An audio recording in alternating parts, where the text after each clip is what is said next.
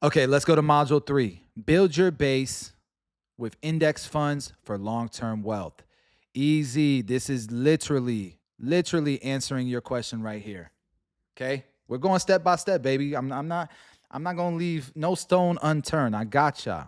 All right? So, module 3, build your base, index funds for the long term. So, first and foremost, what is compound interest? All right. Compound interest is when your investments earn returns and those returns start earning their own returns. Albert Einstein allegedly called it the eighth wonder of the world.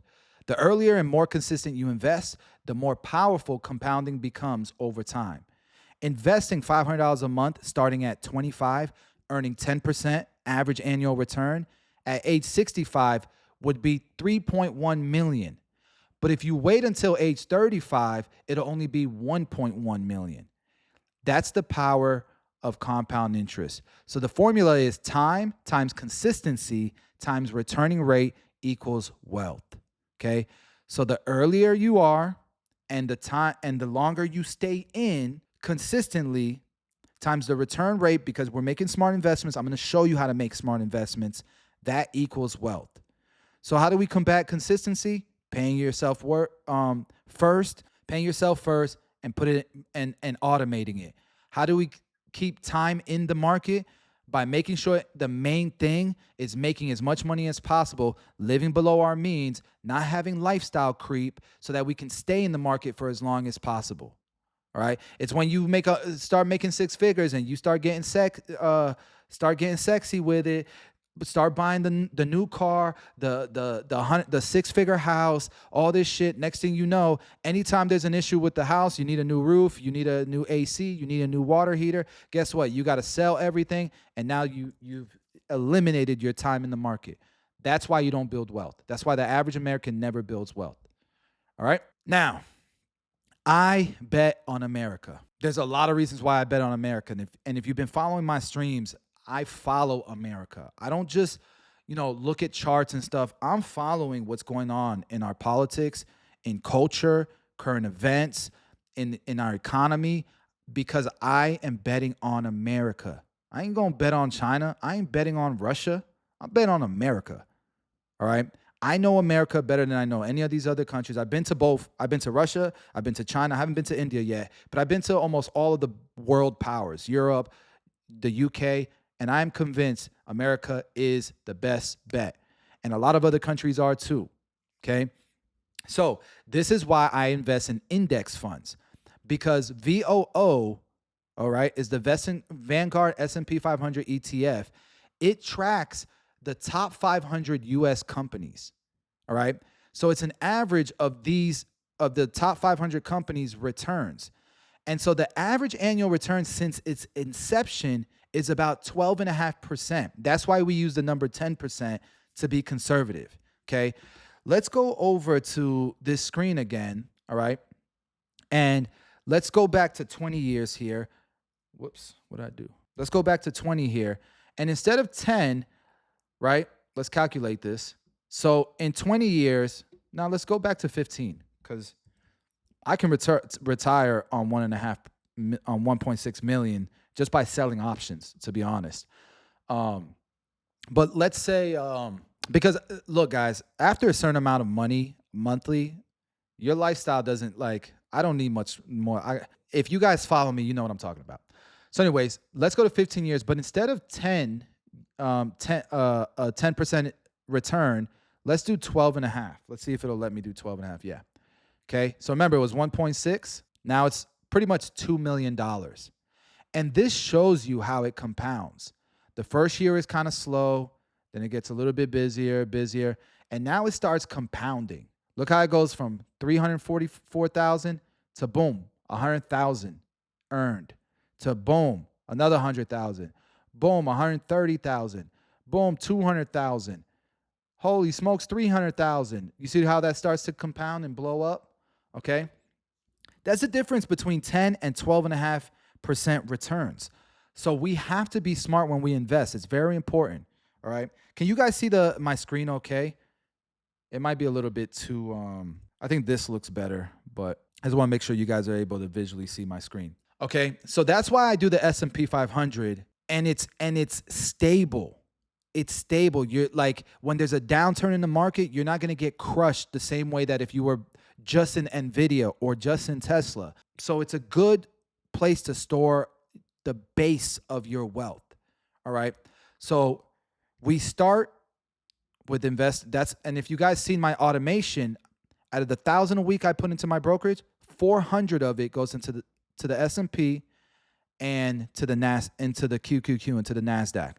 The NASDAQ is the top 100 tech focused companies. All right. Now, it's 10.7 since its inception, but the last 10 years, because this country is being led by tech. You look at AI. Remember, the US wasn't always a tech or innovative focused country. Remember that there was the industrialization of the, where we were doing manufacturing. Now we are more so innovation, tech, and services. And so if you look at the last 10 years, it's 17.5% is the returns from QQQ, because these are tech stocks. So between 12.5% and 17.5%, that's what I'm looking to earn. So maybe I'm earning 14% on average. I can tell you last year I earned 23% on my base. All right. On my base investments, I earned 23.5%. But this year, who knows? It might be negative 10%. But on average, in the lifespan, long term, I should be expecting these type of numbers in returns. I like to use the number 10% just to be conservative. Okay. This is your base. If you do not have 20,000 to be able to get to level 3 options in your brokerage account, all you're doing is investing in your base. Understood? That's it. You're just investing in your base. Because when you get to level 3 options, you'll be able to use margin to go and buy stock options. Okay? So this is why I bet on America. The US has outperformed global markets in the past decade. 8 of the top 10 most valuable companies in the world are American. And the dollar, the US dollar, is the global reserve currency. If you understand how currency works in this world, you understand how powerful this is. And if you watch my live streams, I've covered this a bunch of times. Okay? And what I do is I do a 50-50 split strategy. So if I do $500 a week, I'm doing $250 into VOO, $250 into QQQ. So if you're Don who's investing $250 a week, I might just take $125 of that and do $75 into VOO, $75 into QQQ. So I still have half of it that's going into my brokerage account. Later on, I can put into stock options. All right. So this is why it works. VOO gives you stability and broad market strength, and QQQ gives you upside potential from innovation. So even if there's no options plays, you'll still have exposure to the upside of the market. So like right now, if I show you my Fidelity account, let me show it to you guys. Guys, if you're learning anything, let's get some more fire emojis. If you're learning some stuff, let's get some more fire emojis. This is something that took me years, a decade to understand and learn, guys. Through books, through courses, through YouTube videos and classes and experience. Okay. So check this out. So if you can see my iPhone, is it too small for you guys to see as well? Let me know if it's too small or if you guys can see. So what I want you guys to see, if you notice, I have 2 puts that are open right now. Hood is at 70% return, 70% of my premium I've earned. HIMS is at 55% of the premium. Usually, like for example, the expiration date, this was a 40-day put expiration date. I still have a month left. I'm probably going to close this if it surpasses 70% in today. So I'll probably close that. But even if I don't have any options that are open, if you look down, I'm still making money because I got a 7% return from QQQ and I have a 4% return from VOO. So my base is always building wealth. It's always building wealth. This is why you need to invest in your base, because You don't want to be desperate and start buying options just for the sake of being in the market. You need to be conservative. But when I collect this, I don't like to take the premium right away and put it into the base. When I realize the gains, when I actually close, like let's say for example, this is at 70%. Actually, what I'll do is, because it's so close to 70%, I'm gonna buy to close, and I'm gonna set a limit of, let's put 0.44. So if it hits that today, see day, so I can put good till canceled or today. I'm going to put for just today, okay? I'm gonna preview, I'm gonna place the order. So that means today, if it hits 44 cents, it's gonna close it, which would be my 70% mark, okay? So I'll close that and I'm gonna pretty much take those profits. Oh, it closed it. It closed it. So I realized those gains. Those were straight profits. Did it live right here for you guys. Okay, that's beautiful. So now the only options that I have open is HIMS that expires June 13th. I've already realized 55% of that premium. And so we'll see if this week I can close that out. And all I'll have is my base. But now what I took there was about $400.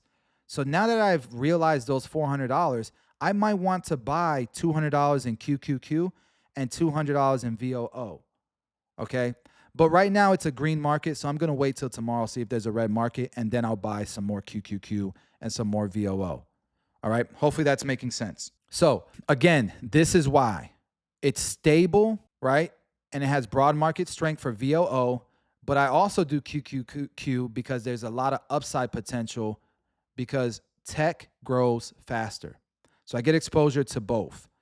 Now, depending on who you are, bro, if you're 19 years old, man, just put it in QQQ if you want to, or do 70-30 because you have so much time to live through the volatility. It's not a big deal.